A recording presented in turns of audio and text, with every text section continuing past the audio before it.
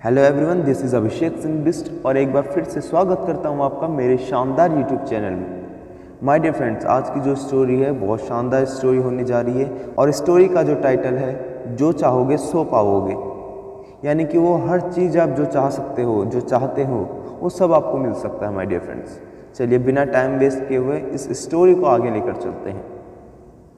एक साधु घाट के किनारे डेरा डाले हुए था।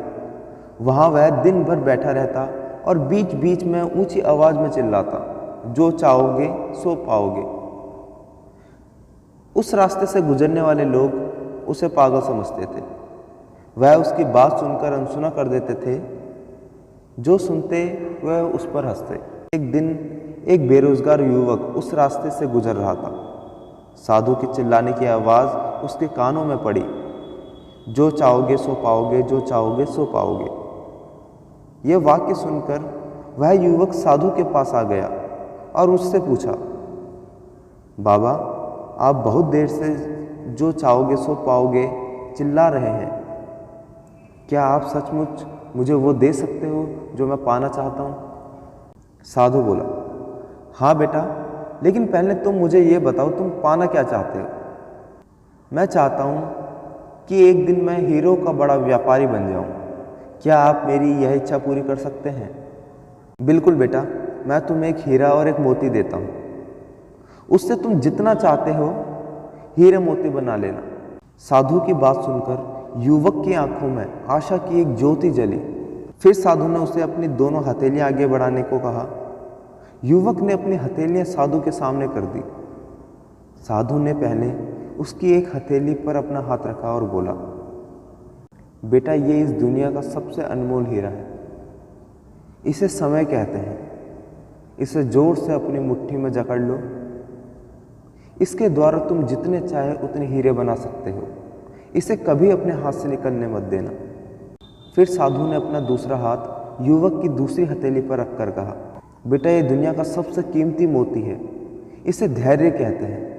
जब किसी कार्य में समय लगाने के बाद भी वांछित परिणाम प्राप्त ना हो तो इस धैर्य नामक मोती को धारण कर लेना। यदि यह मोती तुम्हारे पास है तो तुम दुनिया में जो चाहो वह हासिल कर सकते हो। युवक ने ध्यान से साधु की बात सुनी और उसे धन्यवाद कहकर वहां से चल पड़ा। उसे सफलता प्राप्ति के 2 गुरु मंत्र मिल गए थे। उसने निश्चय किया कि वह कभी अपना समय व्यर्थ नहीं गवाएगा और सदा धैर्य से काम करेगा। कुछ समय बाद उसने हीरे के एक बड़े व्यापारी के यहाँ काम करना प्रारंभ कर दिया। कुछ वर्षों तक दिल लगाकर व्यवसाय का हर गुण सीखता रहा और एक दिन अपनी मेहनत और लगन से अपना सपना साकार करते हुए हीरे का बहुत बड़ा व्यापारी बना।